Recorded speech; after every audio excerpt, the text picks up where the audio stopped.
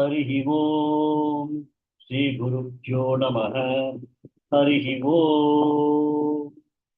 ओम गणानां त्वा गणपतिगुं हवामहे कविं कवीनामुपमश्रवस्तमम् ज्येष्ठराजं ब्रह्मणां ब्रह्मणस्पदानश्चन्वन्नोतिभिः सीदसादनम्। ॐ श्रीमहागणपतये नमः। ॐ श्रुतिस्मृतिपुराणानामालयं करुणालयं नमामि भगवत्पादशङ्करं लोकशङ्करं। सदाशिवसमारम्भां शङ्कराचार्यमध्यमाम् अस्मदाचार्यपर्यन्तां वन्दे श्रीगुरुपरम्पराम्। ॐ श्रीशङ्कराचार्यस्वामिने नमः। ॐ सहनाववतु सहनौ भुनक्तु सह वीर्यं करवावहै तेजस्विनावधीतमस्तु मा विद्विषावहैः। ॐ शान्ति शान्ति शान्तिः। हरिः ओम् श्रीगुरुभ्यो नमः। हरिः ओम्। नमस्ते महोदय। भानुरेखा भगिनी। नमस्ते महोदय। नमस्ते। समङ्काय शिरो ग्रीवं धारयन्नचलं स्थिरः सम्प्रेक्ष्य नासिकाग्रं स्वं दिशश्चानवलोकयन्। शीला शिंदे भगिनी। प्रशान्तात्मा विगतभिः ब्रह्मचारी व्रते स्थितः मनसंयम्य मच्चित्तः युक्त आसीत मत्परः। शारदा राजन भगिनी। युञ्जन्नेवं सदात्मानं योगी नियतमानसः शान्तिं निर्वाण परमां मत्संस्थामधिगच्छति। उषा श्रीनिवासन भगिनी।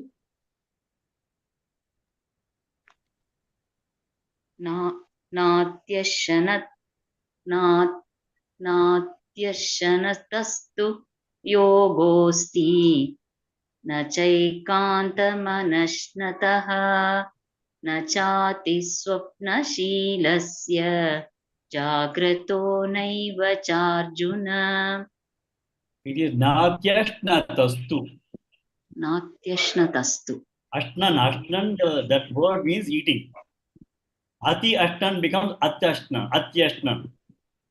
Na atyashnan, that is the way it is. Natyashnatastu yogosti na chaikantam anashnatah. Na chaikantam anashnatah. Ati ashnatah anashnatah. Overeating and not eating. Okay, can you chant? Yeah, chant again, yeah. नात्यश्नतस्तु योगोऽस्ति न चैकान्तमनश्नतः. Okay. Is it okay, sir? No, there was still some difficulty in the first word. Doesn't matter. We'll ask somebody else also to try this. Leena Okay. मेहुल्दामा भगिनी। नात्यश्नतस्तु योगोऽस्ति न चैकान्तमनश्नतः न चाति स्वप्नशीलस्य जाग्रतो नैव चार्जुन। राजेश्वरी शिवशंकर भगिनी। युद्धहारा विहारस्य युद्धचेष्टस्य कर्मसु युद्धस्वप्नावबोधस्य योगो भवति दुःखः। The first line again, please.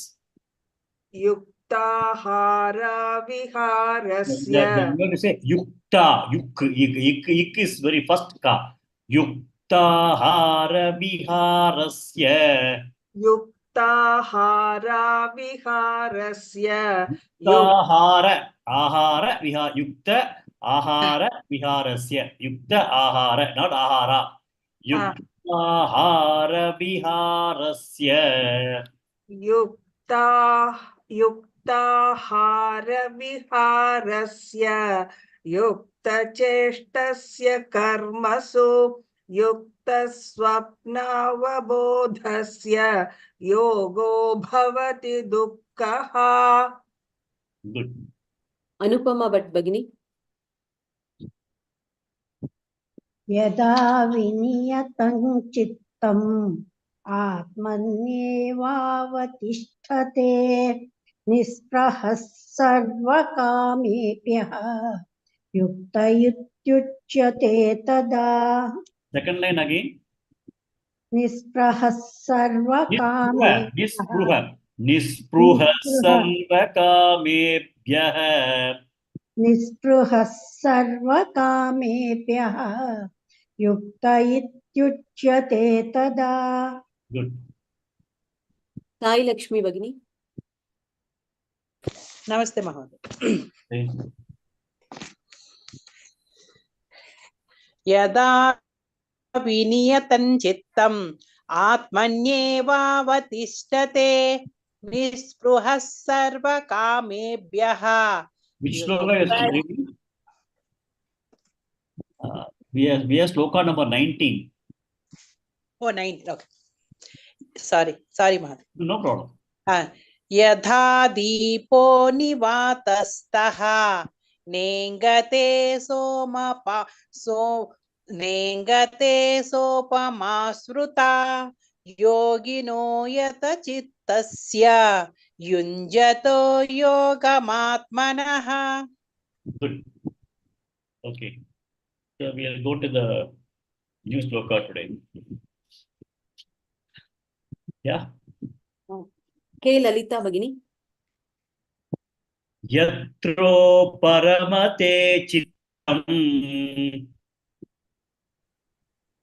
यत्रो परमते चित्तम् यत्रो परमते चित्तम् Niruddhay yoga sevaya. निरुद्धै योगसेवया निरुद्धै योगसेवया Yatro paramate chittam. Niruddhay yoga sevaya. यत्रो परमते चित्तम् निरुद्धै योगसेवया यत्रो परमते चित्तम् निरुद्धै योगसेवया. Good. Next. Sri Lakshmi Bhagini. नमस्ते महोदय. Namaste. Yatra chaivatmanatmanam. यत्र चैवात्मनात्मानं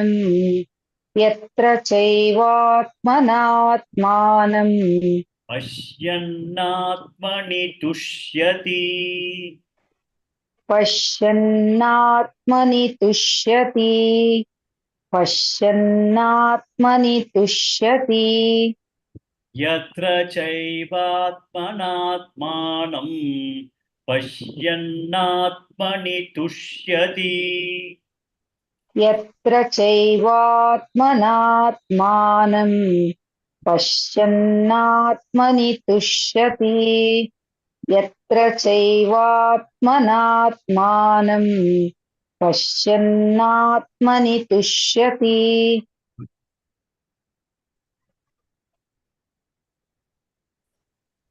Thank you, sir. Thank you. Lakshmi Bibi Bhagini. Yes, Bhagini. Yatro paramate chittam. Niruddhay yoga sevaya. यत्रो परमते चित्तं निरुद्धै योगसेवया. यत्रो परमते चित्तं निरुद्धै योगसेवया. Next. Vijay Lakshmi R Bhagini. Yatra chaivatmanatmanam. Pashyannatmani tushyati. यत्र चैवात्मनात्मानं पश्यन्यात्मनि तुष्यति. यत्र चैवात्मनात्मानं पश्यन्नात्मनि तुष्यति. Good. Next. Kashmira Bhagini. The first line 2 times. Yes, sir. Yatro paramate chittam niruddhai yoga sevaya. Yatro paramate chittam niruddhai yoga sevaya. Next. Pranalini Gopalan Bagini. Second line 2 times. Okay. Yatra chaivatmanatmanam pashyannatmani tushyati. Yatra chaivatmanatmanam pashyannatmani tushyati. Good. Next. Shanti Badri Bagini. Both the lines once, slowly. Yes, sir. Yatro paramate chittam niruddhai yoga sevaya. Yatro paramate chittam niruddhai yoga sevaya. Yatra chaivatmanatmanam pashyannatmani tushyati. Yatra chaivatmanatmanam pashyannatmani tushyati. You can chant both the lines only once, okay? In future. Okay. Yeah. Next. Gurumurti Mahodaya. The entire shloka once. Yatro paramade chittam niruddhai yoga sevaya. Yatra chaivatmanatmanam pashyannatmani dushyati. Good. Next. Sharada Rajan Bagini. Yes. Yatro paramate chittam niruddhai yoga sevaya. Yatra chaivatmanatmanam pashyannatmani tushyati. First line again. Yatro paramate chittam niruddhai yoga sevaya. It is not nirundha. It is niruddhai. Niruddhai, not niruddhai. In does not come there. Okay. Yatro paramate chittam niruddhai yoga sevaya. Okay, good. Next. Banu Rekha Bagini. Yes. Yatro paramate chittam niruddhai yoga sevaya. Yatra chaivatmanatmanam pashyannatmani tushyati.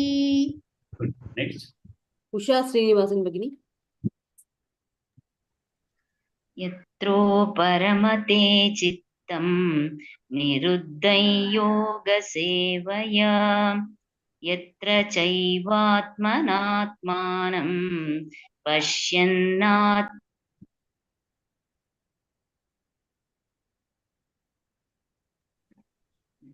Okay. Okay. One here. Sri Lakshmi Bagini.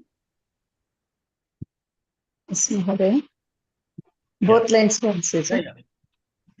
Yatro paramate chittam niruddhai yoga sevaya. Yatra chaivatmanatmanam pashyannatmani tushyati. One more person. Rajeshwari Shivashankar Bagini. Yatro paramate chittam niruddhai yoga sevaya. Yatra chaivatmanatmanam pashyannatmani tushyati. Yeah, tushya. Tushyati, I Yeah, corrected. that's very important because sometimes ta and da can mean totally different things. Tushyati is santushtam, santosham, happiness. Okay, tushya. Right. Okay, we'll go to the meaning of this. So yoga sevaya is meditation. No, I think some of you are also doing meditation in the morning, and we are talking about dhyana yoga because having knowledge about the self is one thing, and then trying to do mananam is also important. Well, first is that Shravanam, we have been hearing, we have been having the classes, we have been reading the text, etc. by yourself. So that is all Shravanam. Mananam is contemplation on that. And then Nididhyasanam is actually doing meditation. If If you look at that way, meditation is the only way by which one can understand the self. One can know the self. I should not say no, because self is not to be known. If it is known, then it is, there's still the knower is different. So I have to say, one can understand the self only through meditation. So yoga sevaya, by yoga seva is by meditation. Chittam niruddham, chittam is mind. Mind is niruddham. Mind has been mastered. Mind has to be mastered only by meditation. If you look at that way, one can realize his Atma only with the help of his own buddhi. It is not possible to apprehend or understand the Atma without mind. So mind is the most important faculty that we all have, with which only we will be able to get to our own self. But mind is always connected to the external world. So the mind has got to be highly controlled. If the mind is not controlled, we will not be able to take ourselves inside. So yoga sevaya, by meditation, chittam niruddham, the mind has got to be absolutely mastered, and then the chittam uparamate, the mind starts abiding inside. It does not start playing around. Okay, so one is mastery of that. Then mind also has got another capability, that it starts dissolving itself. That is one of the biggest capabilities that the mind has got. Initially, we find that the mind can play a lot of havoc, but beyond some point in time, once somebody has been able to culture the mind very well, the mind starts dissolving itself, and then the Atma is going to become self-evident. They give a few examples for that. One is, if you look at the beautiful stone sculpture, the stone sculpture is primarily revealed. It is revealed. It's not that the sculpture of Hanuman Murti or Rama, which has been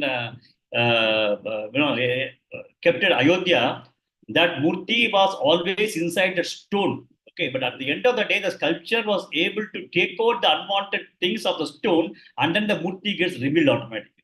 So similarly, if you look at our own Atma, we have to get rid of a lot of things in the mind. Once you remove them, the Atma gets revealed by itself. That is one thing.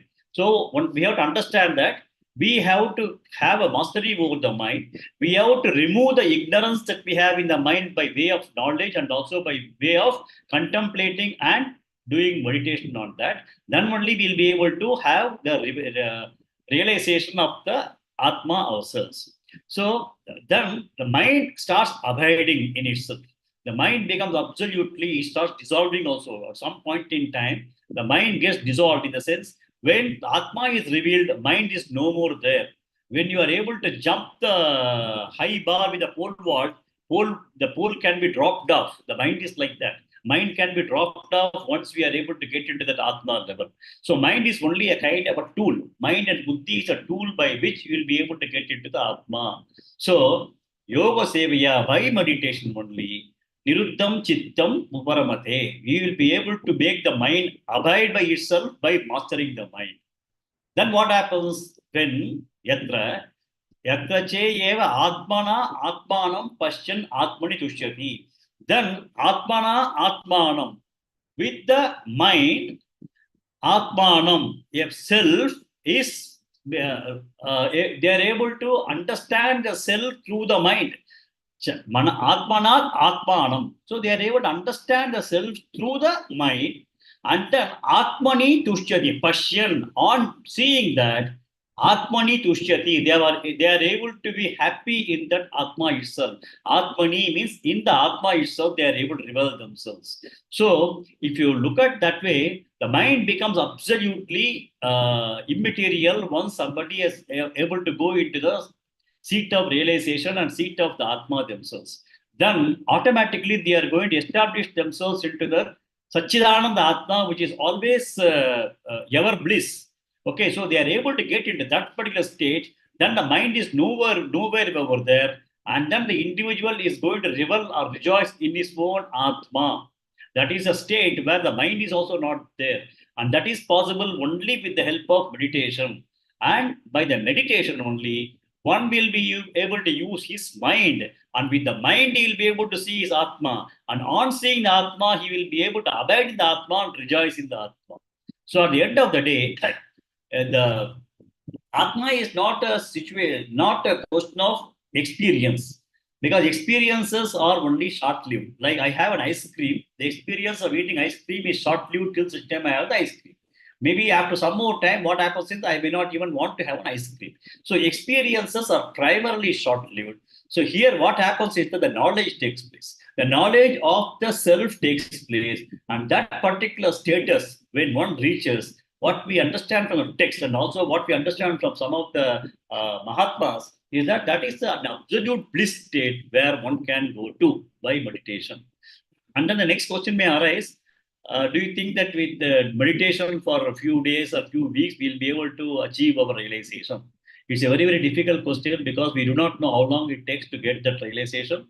As the amount of work that needs to be done on the mind is very, very high.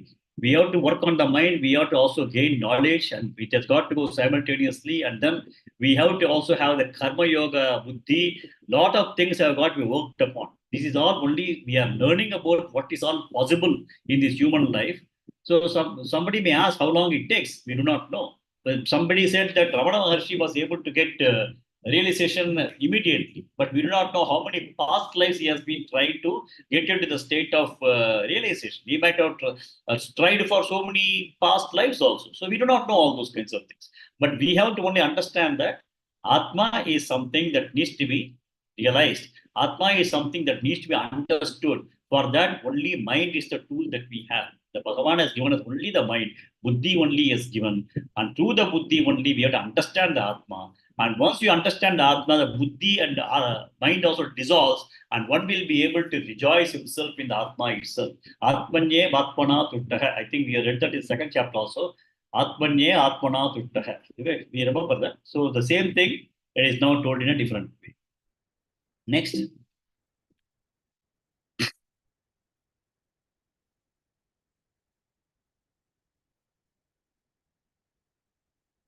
Hello. Am I audible? Yes, sir. Yes, sir. Yes, sir. Yeah, I think Kanchana Yes, sir. Behan. Yes, sir.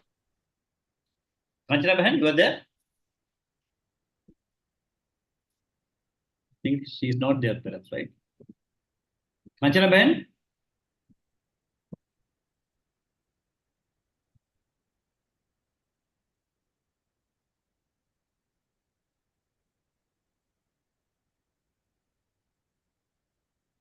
Okay, I'll call out now. Sheila Shinde Behan? Yes, sir. Yeah. Sukha, 1 second.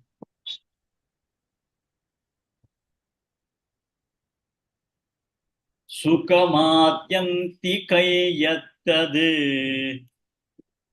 सुखमात्यन्तिकैयत्यद सुखमात्यन्तिकैयत्यद Buddhigrahyamatīndriyam.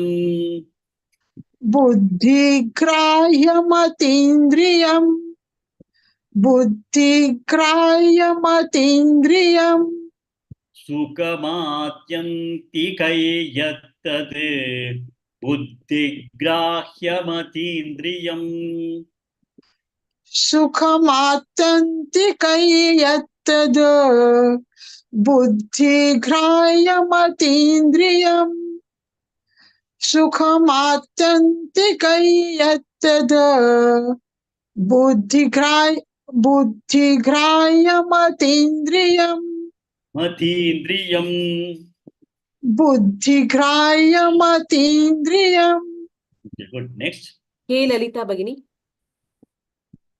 Veti yatra na chaivayam. वेत्ति यत्र न चैवायम् वेत्ति यत्र न चैवायम् Stitaschalati tatvatah. स्थितश्चलति तत्त्वतः स्थितश्चलति तत्त्वतः Veti yatra na chaivayam. Stitaschalati tatvatah. वेत्ति यत्र न चैवायम् स्थितश्चलति तत्त्वतः वेत्ति यत्र न चैवायम् स्थितश्चलति तत्त्वतः Good. Next. Shanti Badri Bagini. सुखमात्यन्तिकै यत्तद् बुद्धिग्राह्यमतीन्द्रियम् सुखमात्यन्तिकै यत्तद् बुद्धिग्राह्यमतीन्द्रियम् सुखमात्यन्तिकै यत्तद् बुद्धिग्राह्यमतीन्द्रियम् Next. Sai Lakshmi Bagini. वेत्ति यत्र न चैवायं स्थितश्चलति तत्त्वतः वेत्ति यत्र न चैवायं स्थितश्चलति तत्त्वतः वेत्ति यत्र न चैवायं स्थितश्चलति तत्त्वतः. Good. Next. Gurumurthy Mahodaya. The first line 2 times. सुखमात्यन्तिकै यत्तद् बुद्धिग्राह्यमतीन्द्रियम् सुखमात्यन्तिकै यत्तद् बुद्धिग्राह्यमतीन्द्रियम्. Next. Kashmira Bagini. The second line 2 times. Yes. वेत्ति यत्र न चैवायं स्थितश्चलति तत्त्वतः वेत्ति यत्र न चैवायं स्थितश्चलति तत्त्वतः. Next. Lakshmi Bibi Bagini. Read both lines. Okay. Read both lines once slowly. Yeah. सुखमात्यन्तिकै यत्तत् बुद्धिग्राह्यमतीन्द्रियम् वेत्ति यत्र न चैवायं स्थितश्चलति तत्त्वतः. Good. Next. Vijayalakshmi R Bagini. सुखमात्यन्तिकं यत्तद् बुद्धिग्राह्यमतीन्द्रियं वेत्ति यत्र न चैवायं स्थितश्चलति तत्त्वतः. Good. Next. Leena Mehul Dhamma Bagini. सुखमात्यन्तिकै यत्तद् बुद्धिर्ग्राह्यमतीन्द्रियं वेत्ति यत्र न चैवायं स्थितश्चलति तत्त्वतः. Next. Mrinalini Gopalan Bagini. सुखमात्यन्तिकै यत्तद् बुद्धिग्राह्यमतीन्द्रियं वेत्ति यत्र न चैवायं स्थितश्चलति तत्त्वतः. Next. Anupama Bhatt Bagini. सुखमात्यन्तिकै यत्तद् बुद्धिग्राह्यमतीन्द्रियं वेत्ति यत्र न चैवायं स्थितश्चलति तत्त्वतः. Next. Usha Srinivasan Bagini. सुखमात्यन्तिकै यत्तद् बुद्धिग्राह्यमतीन्द्रियं वेत्ति यत्र न चैवायं स्थितश्चलति तत्त्वतः. Next. One more person. Sharada Rajan Bagini. Yes. सुखमात्यन्तिकै यत्तद् बुद्धिग्राह्यमतीन्द्रियं वेत्ति यत्र न चैवायं स्थितश्चलति तत्त्वतः. One more person. Sri Lakshmi Bagini. Yes. सुखमात्यन्तिकै यत्तद् बुद्धिग्राह्यमतीन्द्रियं वेत्ति यत्र न चैवायं स्थितश्चलति तत्त्वतः. Good. So now we were talking about the state, right? In this particular person, Pashyan Atmani Tushyati, he was absolutely happy within it, in the Atma itself. Atmani Tushyati means in Atma, the person was able to have absolute happiness, absolute bliss. So now, Sukham Atyantikam, Sukham Atyantikam means that the happiness or the peace that we have is eternal. Adi Antikam, Adyantikam means it has got neither a beginning nor an end. Which is the one that has got neither a beginning nor an end? It's only God or Brahman. So that Swarupam is already inside ourselves. The Brahma Swarupam is already in ourselves. That absolute bliss is also within ourselves. And that particular state is Adi Adyantikam Sukham. It is neither having a beginning nor having an end. In that particular state, Adyantikam Sukham, Tade, that particular state, we saw that earlier that Pashyan Atmani Tushyati, on seeing, they are able to, in the self itself, they rejoice. Now the same thing, Sugam Adyantikam Yadu, Tade, Buddhi Grahyam Atindriyam. That can be only apprehended by buddhi, or that can be only understood by buddhi, atindriyam. It is not possible to be known by your senses.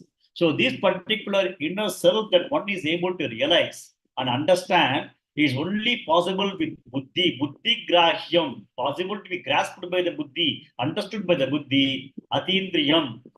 It is not possible to be understood or known by the sensory perceptions. Sensory perceptions can only provide us with the kinds of forms and shapes of smell and taste and these things. Other things, the sensory perception cannot be providing us, whereas this understanding the self, understanding the Atma is possible only through buddhi, buddhi grahyam, atindriyam, sugamatyantikam, that where you have got infinite bliss. There is no beginning and no end, infinite bliss, veti, understand that.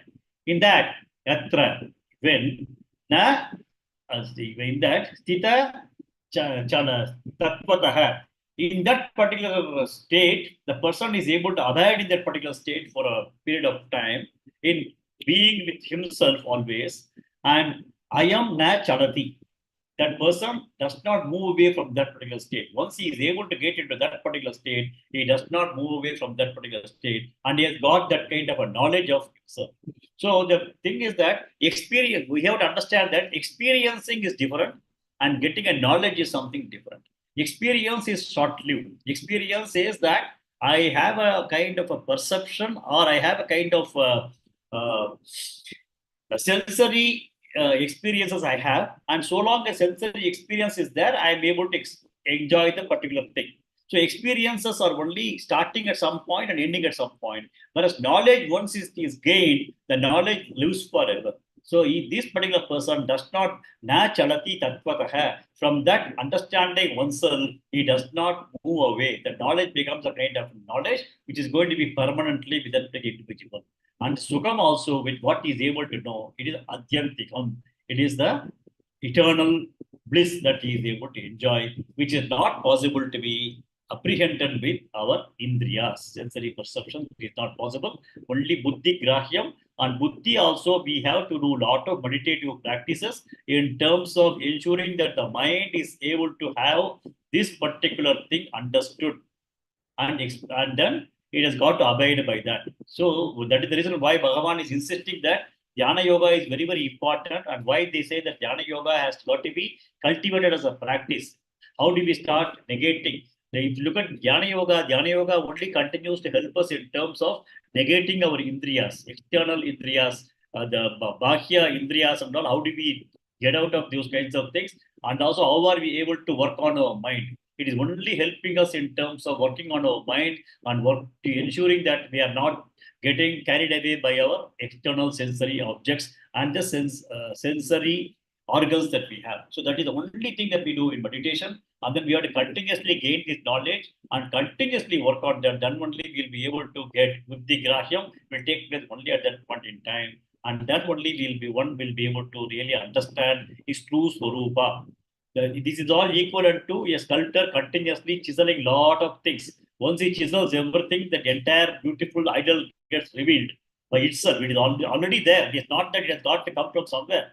The Swarupa of Atma and Atma is already there with every one of us. Only thing is that, like a sculptor chiseling that particular stone, we have to start chiseling ourselves continuously in terms of our thoughts, our actions, our ignorance, continuously on working in that. We'll be able to slowly reveal the particular Atma. Once we are able to understand that particular thing, then we know we'll be able to really understand ourselves, and then we become a Jivan Mukta. The person who has been able to understand his own self, then he becomes a Jivan Mukta, and then the body also falls. When the mind falls, body has got no relevance at all.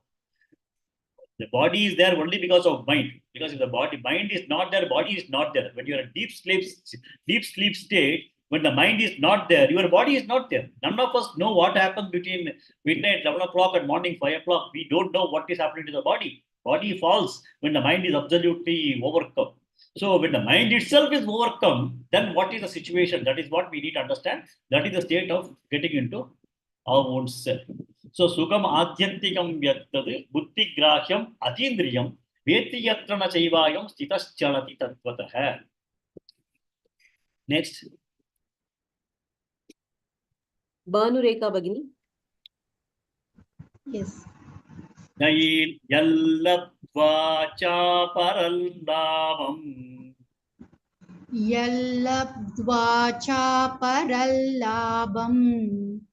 Yallabdva cha parallabam. Manyate Nadikantatah Manyate nadikantatah. Manyate nadikantatah. Yallavva Chaparallamam Manyate Nadikantatah Yallabdva cha parallabam. Manyate nadikantatah. Yallabdva cha parallabam. Manyate nadikantatah. Rajeshwari Shivashankar Bhagini. Yasmin sthito na dukkhena Yasmin sthito na dukkena. Yasmin sthito na dukkena. gurunapi vichalyate Gurunapi vichalyate. Gurunapi vichalyate. Yasmin sthito na dukkhena gurunapi vichalyate Yasmin sthito na dukkena gurunapi vichalyate. Yasmin sthito na dukkena gurunapi vichalyate. Good. Next. Lakshmi Bibi Bhagini. Yallavva chaparallabam manyate nadikantatah Yallabdva chaparallabham manyate nadhikantatah. Yallabdva chaparallabham manyate nadhikantatah. Good. Next. Gurumurti Mahodaya. Yasmin sthito na dukkhena gurunapi vichalyate Yasmin sthito na dukkhena gurunapi vichalyate. Yasmin sthito na dukkhena gurunapi vichalyate. Next. Shanti Badri Bhagini. First line 2 times. Yallabdva chaparallabam manyate nadikantatah.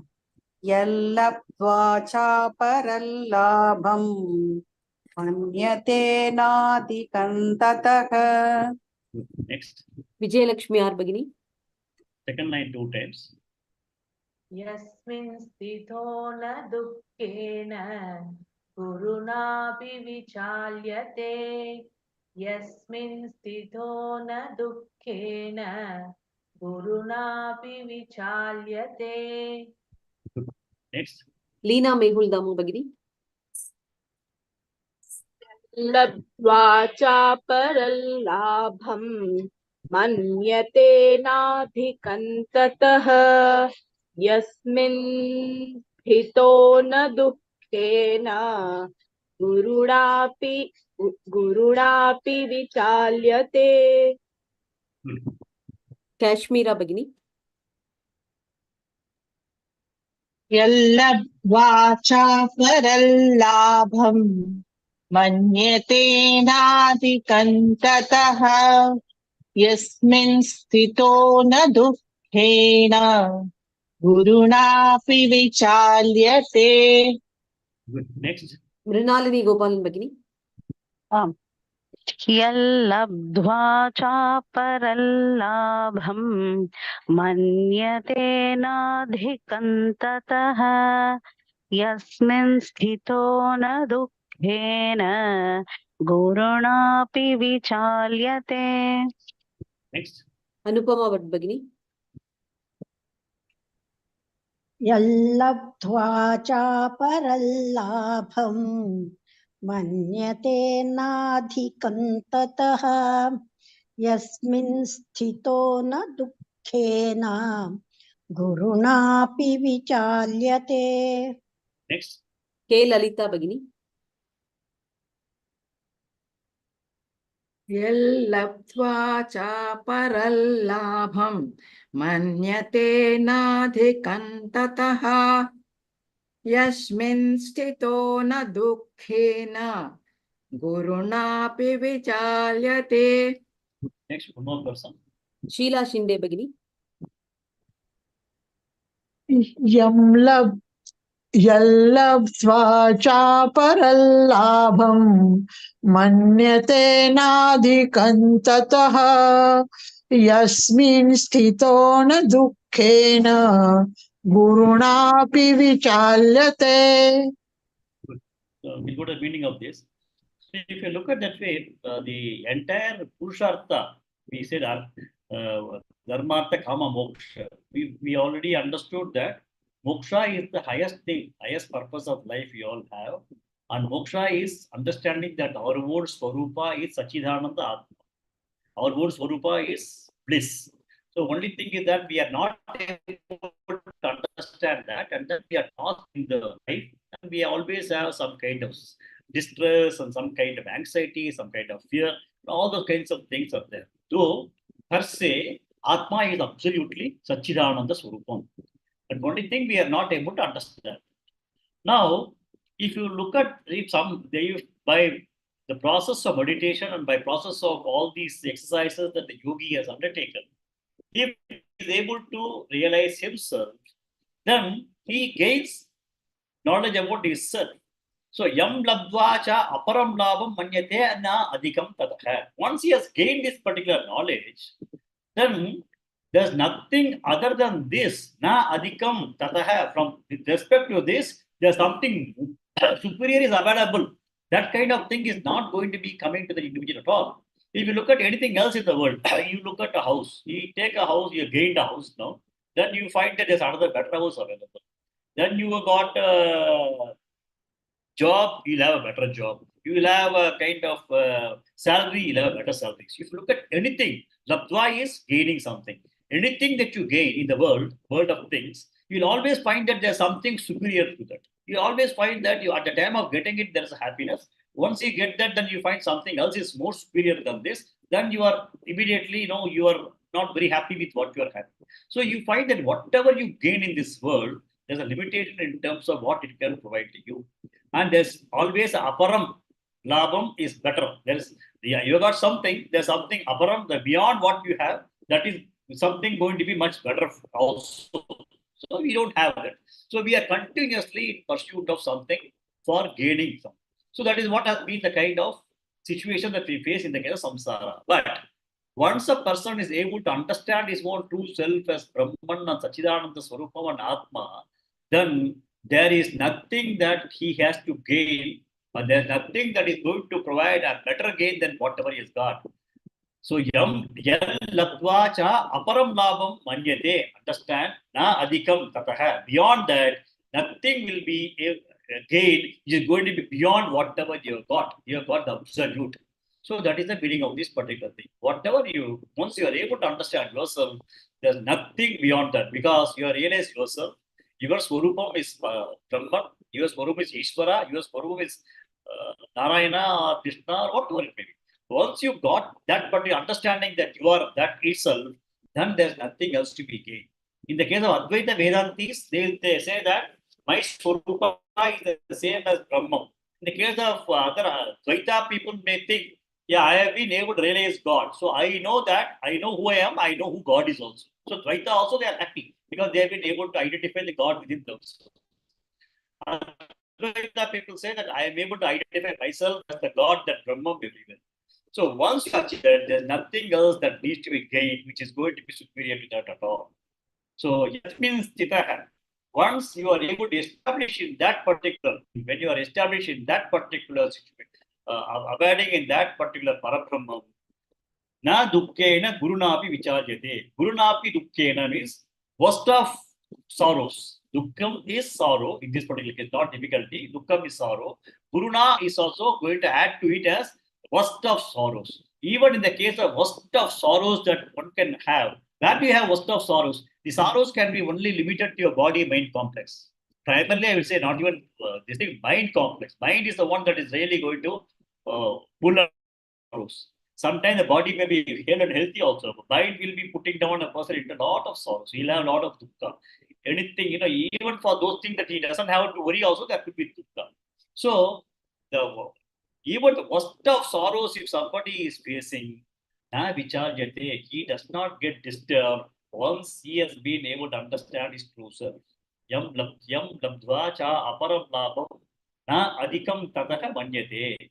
Yasmin sthitaha na dukkena guruna. Na gurunapi dukkena vicharyate. Even the worst of dukkha you may have, but you will never get disturbed because you know that this particular dukkha is only the problem of my body-mind complex, and I am the pure Satchidananda Atma within myself. So there's not going to be any kind of disturbance that is going to be there in the individual. So that is what is this particular sloka telling. So ultimately, what Bhagavan is telling is that you try to identify the true swarupa of yourself. You are already the Satchidananda Atma. You don't have to start going all around the place to identify and get that happiness. Your Swarupam itself is Satchidananda, eternal bliss. Try to get into yourself. You will be able to get yourself. Drishyati nija hridayastam devam bhajagovindam. Shankaracharya has told. So, Drishyati nija hridayastam devam. You will be able to see the Devam, the Bhagavan in yourself itself. Bhajagovindam. Continue to only start looking at chanting Bhagavan's name. That's what Shankara has told in Bhajagoviddam. So at the end of the day, we don't have to start looking for happiness all over the place. It is just available within yourself. Only thing is that you need to understand your own Swarupa, and you have to understand that. And for that, you have to do a lot of things for which meditation is going to be one of the things that's going to help you in terms of understanding your true self. Yalladvacha paralabam manyate nadikam tatah yasmin stito na dukkhena gurunapi vicharyate. Next. Sai Lakshmi Bhagini. Namaste.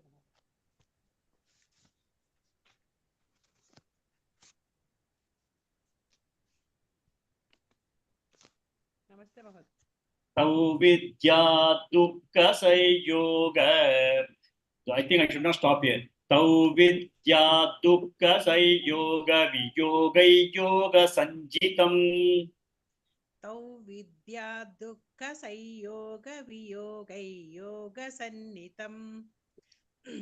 Tau vidya dukkha sayoga viyoga yoga sannitam. Good. Next. Anupama Bhatt Bhagini. Sanishchayena yoktavyaha.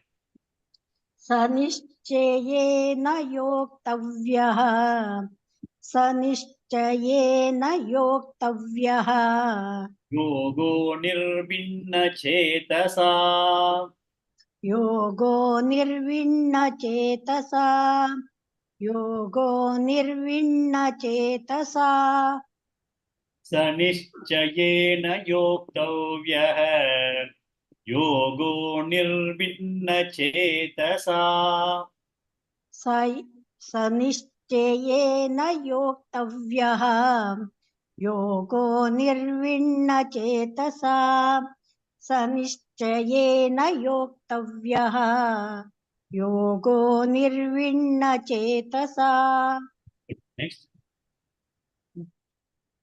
उषा श्रीनिवासन भगिनी तौ विद्या दुःखसंयोगवियोगैयोगसञ्जितम् तं विद्या दुःखसंयोगवियोगैयोगसञ्जितम् तं विद्या दुःखसंयोगवियोगैयोगसञ्जितम्.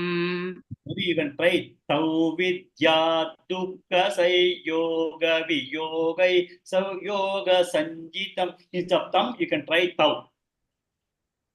Yoga sanjitam. Tau.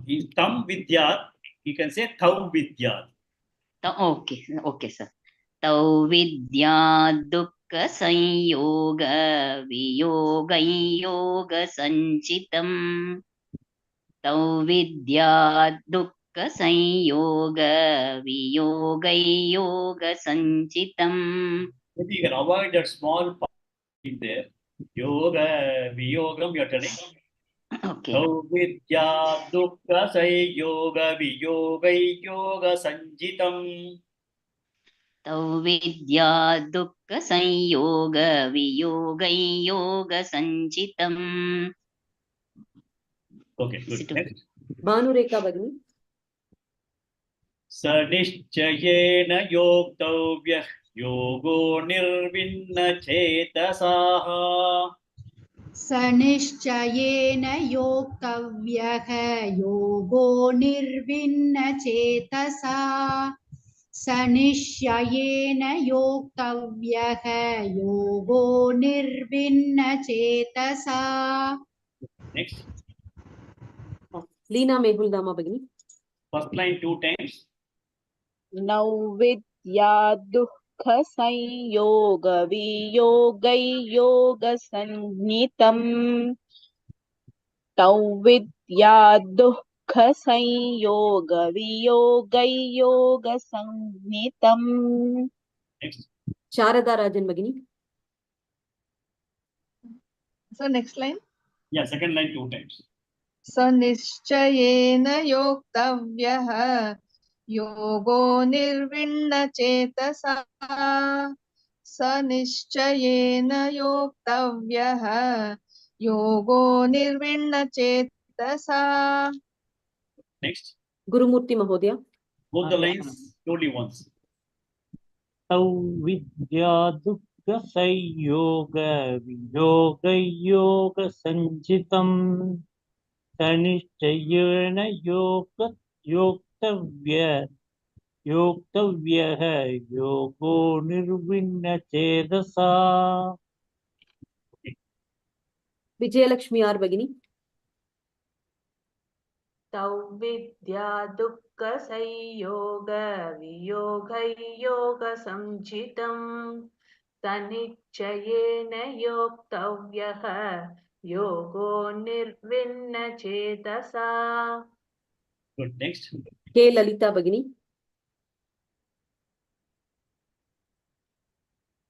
तौ विद्या दुःख संयोग वियोगै योग संनितं सनिश्चयेन योक्तव्यः योगो निर्विण्ण चेतसा.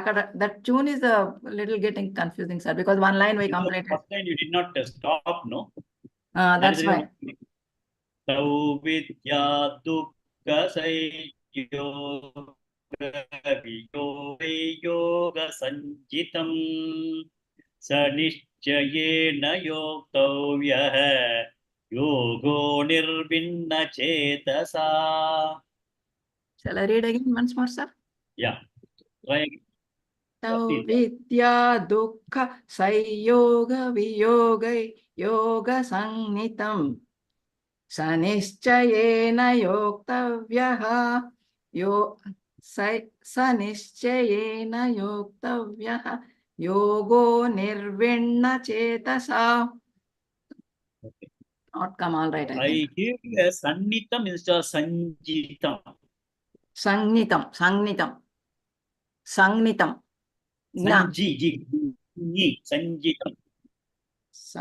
Yoga Sanjitam. Yoga I hear Sanjitam. Na.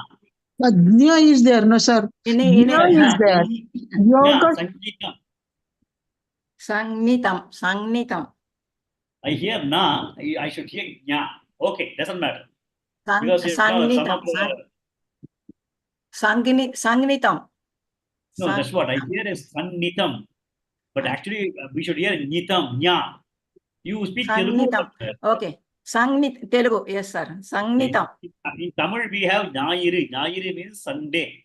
So, Jnanam, Nyayiri. Sangnitam. So, but it's actually Sanjitam. Okay, doesn't matter. Leave it. Okay. Okay, sir. Thank you.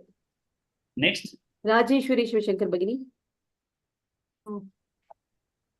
Both the lines. Tau vidya dukkha sayoga viniyoga yoga sanjitam na nischayena yogdavyaha yogo nirvinna chetasa. Next. Kashmira Bhagini. Yes. Tau vidya dukkha sanyoga yogo. Tau vidya dukkha sanyoga viyoga yoga sanjitam sanishchayena yoktavyaha yogo nirvinna chetasa. Yeah, next. Mrinalini Gopalan Bhagini. तौ विद्या दुःख संयोग वियोग योग संजितम् स निश्चयेन योक्तव्यः योगो निर्विण्ण चेतसा.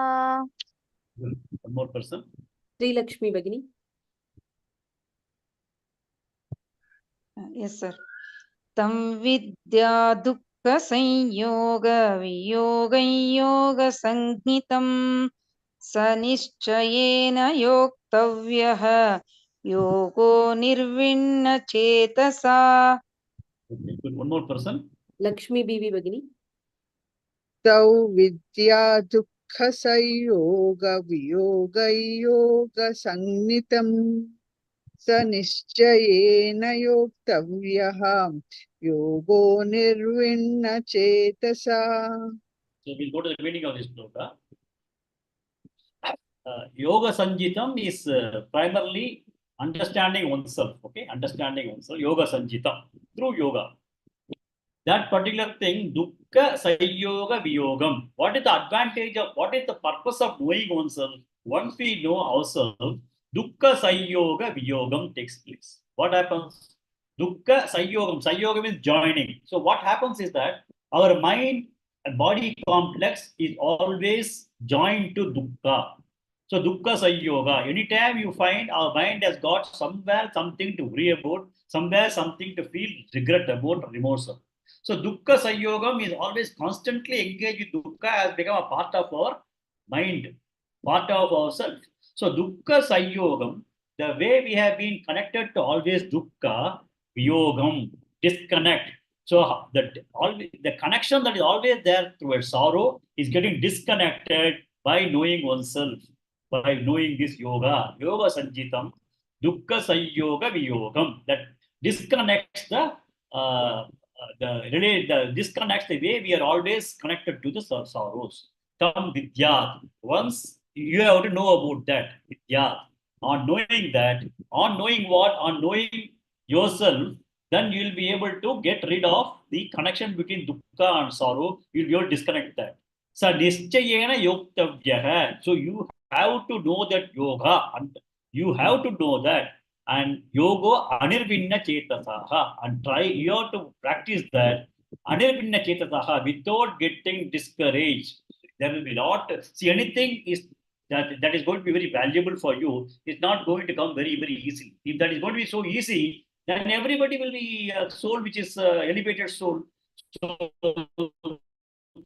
it's going to be very difficult.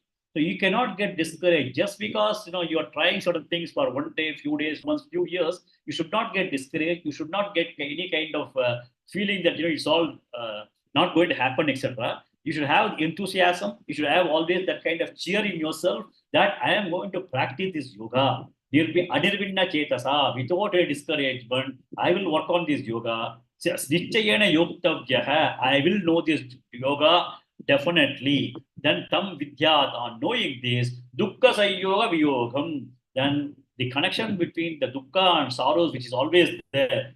Sorry, dukkha, the always our mind is attached to the sorrows, that get disconnected viyogam.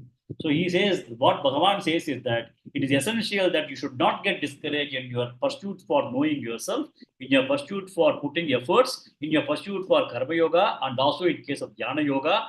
You have got to do this, and you have got to know this yoga, this practice of meditation, so that we will be able to come out of the dukkham.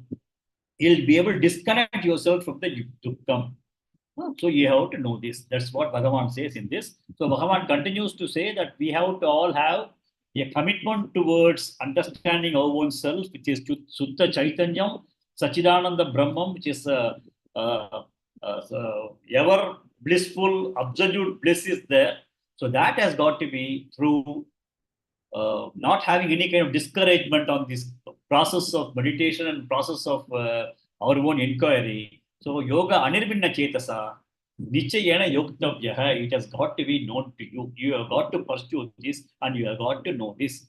That then only you'll be able to come out and then you'll get liberated. That's what Bhagavan says in this particular shloka. So I think we'll close with this particular shloka. Yatro paramate chittam niruddhay yoga sevaya yatra chaivatmanatmanam pashyannatmani tushyati sugamatyanti kai yattad buddhigrahyamatīndriyam vetti yatra na chaivayam titaschalati tattvatah yalladvacha parallabam manyate nadikam tatah yasmin stito na dukkhena gurunapi vichalyate tau vidyat dukkha sayoga viyoga sanjitam sanichayena yoktavyaha yogo nirvinna chetasa. Om Purnamada Purnamidam Purnat Purnamudachyate Purnasya Purnamadaya Purnameva Vashishyate. Om Shanti Shanti Shanti. Harihi Om Shri Gurubhyo Namaha. Harihi Om.